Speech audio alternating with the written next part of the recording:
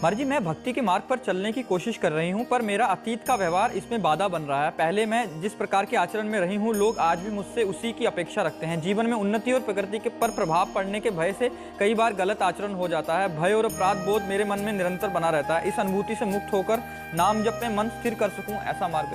हाँ देखो, जब तक हमारा हृदय पवित्र नहीं होगा तब तक जो अपराध हुए हमारे सामने आते रहेंगे इस जन्म के, और पूर्व जन्म के वासना के रूप में आते रहेंगे।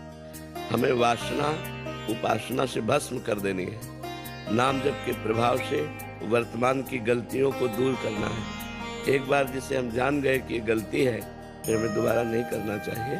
और लोग क्या अपेक्षा रखते हैं इसकी कोई परवाह नहीं रखना चाहिए। लोग तो अगर जिंदगी में आपने बिल्कुल कदम सही रखे हैं और एक बार गलत हो गया तो जीवन भर वो आपको गलत ही देखेगा कि वो गलत है। अपना चाहे 100 गलती करे तो माफ है, दूसरे से एक गलती हो गई तो कभी वो माफ नहीं करता। संसार का स्वरूप ऐसा है, इसलिए हमें भगवान का भरोसा रखना चाहिए और जो गलतियां हो जाए उनकी पुनरावृत्ति ना होने पावे ऐसा प्रयास करना चाहिए। जागतिक उन्नति अपने चरित्र को खोने से नहीं होती, जागतिक उन्नति चरित्रवान होने से होती। लोगों को यही भ्रम हो गया है। हम भारतवासी, हम कोई अन्य देशों के नहीं है। हमारे यहाँ धर्म और पवित्रता के लिए प्राण न्यौछावर कर दिए गए।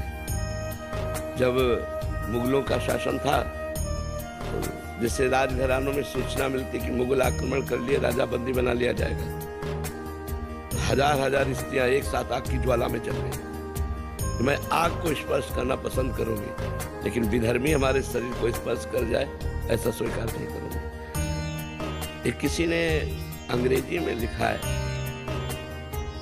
कि अगर आपका धन नाश हो गया तो कुछ नाश नहीं हुआ। Money is lost, nothing is lost. Health is lost, something is lost. और character is lost, everything is lost. हम लोग कैरेक्टर को कुछ समझ ही नहीं रहे, मनोरंजन समझ रहे हैं। आज जो बाहरी गंदगी है वो अपने देश में पधार रही है, ये बाहरी गंदगी है।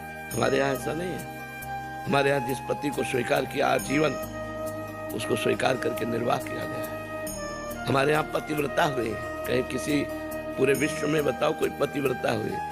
यहाँ भूखे रहना पसंद है लेकिन धर्म बेचना पसंद नहीं है। तो हमें लगता है कि हमसे जो गलतियाँ हो जाएं उनकी पुनरावृत्ति न की जाए और भगवान का भरोसा रखा जाए। उन्नति सदाचरण से होती है, जो असदाचरण से उन्नति होती है उसका परिणाम नाश होता है। जो सदाचरण से उन्नति होती है वो विकास को प्राप्त होती रहती है, वो विनाश को प्राप्त नहीं होती। इसलिए अपनी बुद्धि को शुद्ध रखा जाए। हमारा यदि चरित्र है तो सब कुछ है। हमारा चरित्र चला गया तो क्या? हम राम चरित्र का गायन करते हैं। रावण किस बात में कम था? भगवान रघुवंश में प्रकट होते हैं और वो उत्तम कुल पुलस्त कर नाती है।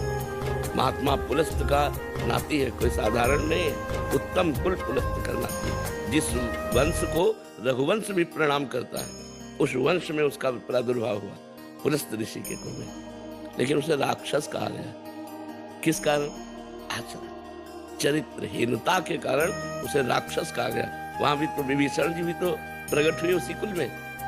भगवान उनसे कहते, तुम सारीखे संत प्रिय मोरे, धरो देह नहीं आन नहीं हो रे। तुम्हारे जैसे संतों के लिए मैं अवतार लेता हूँ, विभीषण जी से कह रहे हैं। उसी कुल में तो प्रकट हुए। उसे राक्षस कहा गया एक भाई को, और एक भाई को संत कहा गया। तो चरित्र, आचरण, व्यवहार हमको चाहिए। सब कुछ देकर चरित्र की रक्षा करो।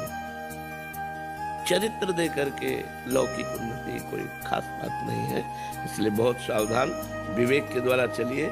जो गलतियां हो गई वो हमसे भूल हुई, भूल को भगवान क्षमा करते हैं। भगवान का नाम जप कीजिए, नमक रोटी खाइए, लेकिन धर्म से चलना सीखिए तो आपको शांति मिलेगी, विश्राम मिलेगा। नहीं तो ये हमारे शब्द याद कर लीजिए: भय, चिंता, शोक, नकारात्मक विचार, आखिरी में डिप्रेशन परिणाम।